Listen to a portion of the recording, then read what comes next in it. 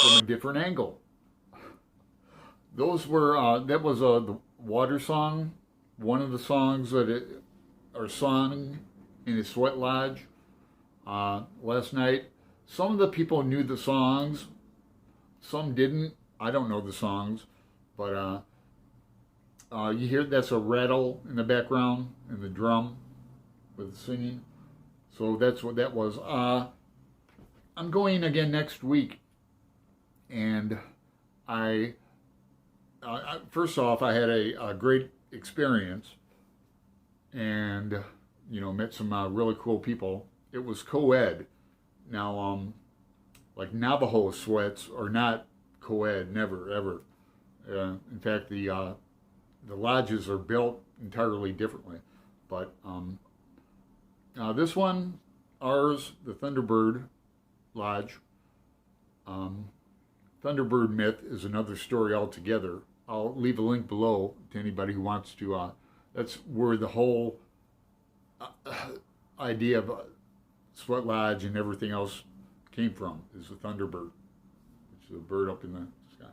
But so this was co-ed.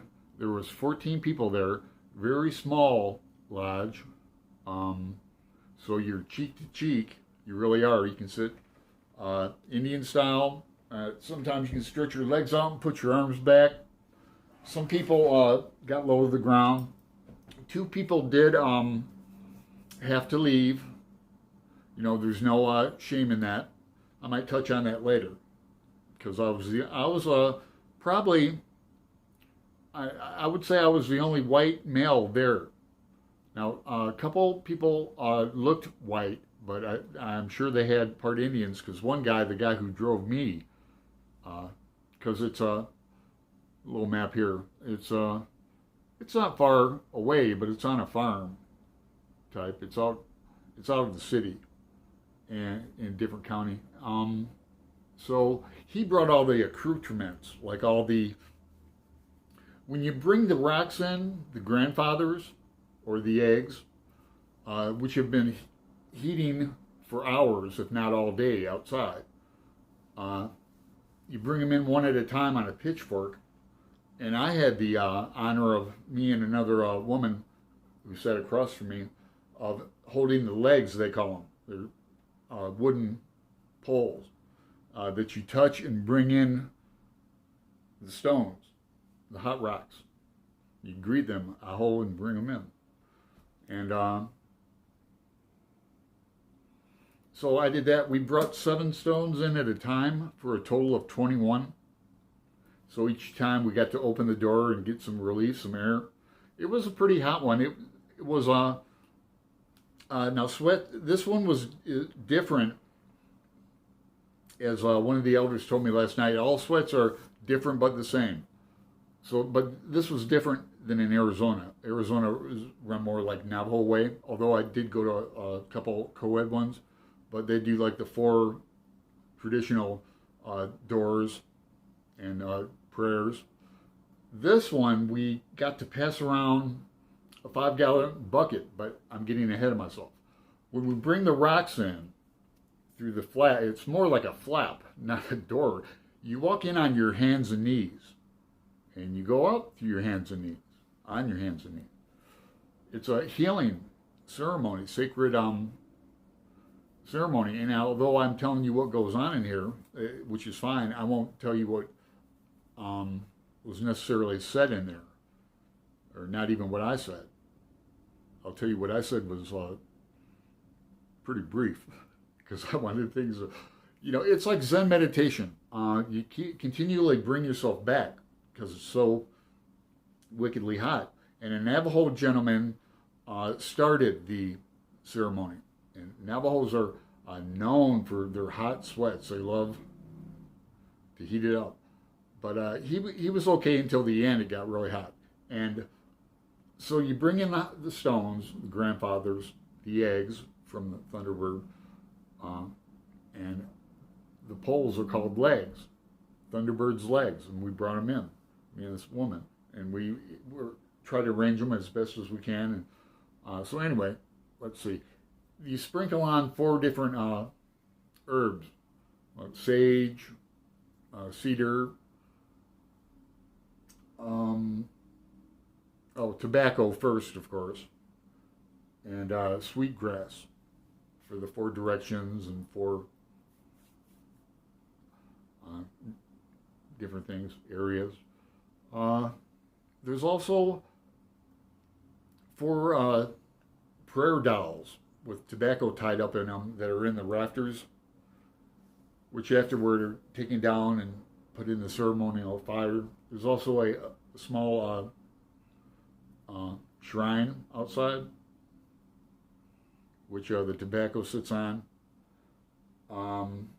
Before I regress even more, I want to tell you about Eagle Boy. Now, I mentioned I was probably the only white male there.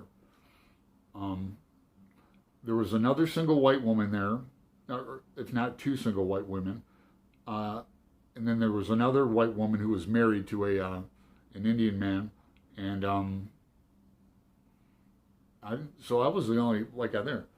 But there was one small, I forget his real name, but his Indian name is Eagle Boy.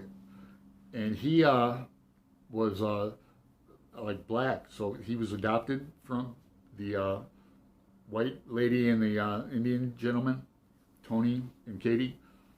But I'll go back just for him alone and talk to him. Oh, I'm so tempted to, how much time? I'm already 6 minutes. When you pass around the bucket, which is not traditional like in Arizona, you're like the chairman. And you can do whatever you want, which means there were some singers in there. And there was this one guy who sang like 3 songs, and you can throw water on. You throw water from the cedar branches that are tied together in red. Now, the spirits don't like silver either, so I took my rings off. But I couldn't get this one off in time. So I had to tie a red string around it. Didn't have to, but wanted to. It was no big deal, like, oh, look at the silver. I just overheard it from somebody. But these dolls are tied in red, and everything's tied in red. Excuse me.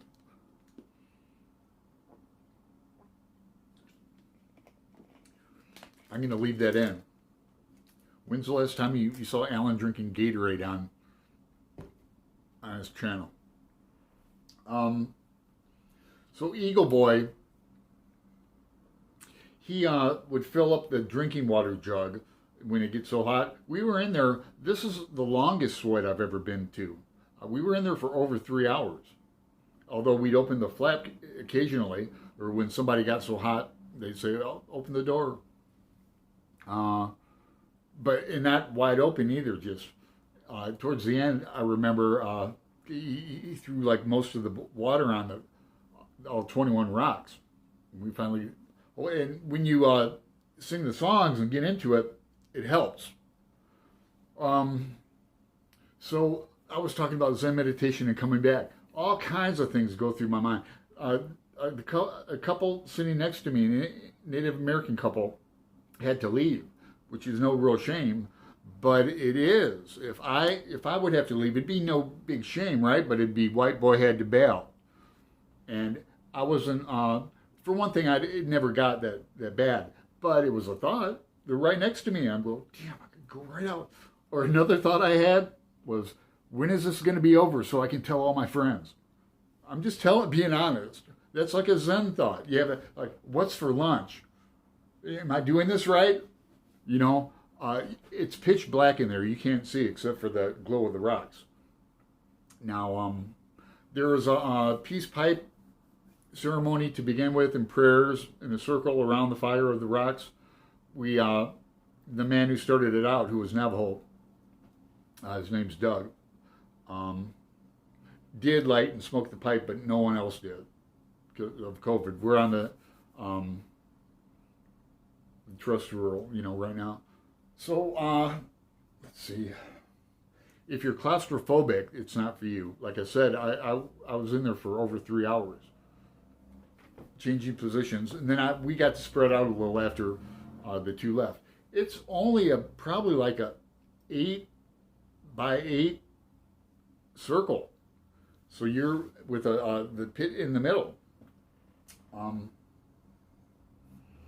Then I mentioned the paper dolls afterwards were taken down and thrown into the fire ceremonially. The feast afterwards was a lot of food. So just regular stuff, nothing, no fried bread or anything. But it was great. But I just didn't have an appetite, you know. I get real shaky after sweat. And especially I didn't hose off because it was really chilly last night. And I was wearing a tank top. You go in with just shorts and a shirt. What else can I say? Really learning. Yeah. What else can I say? Hey, how about aho? So how do I want to end this?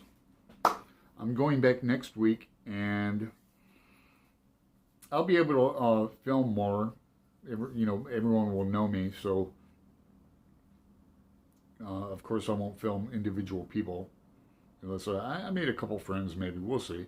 But it will definitely be more, all those photos were just on the cuff and taken very quickly.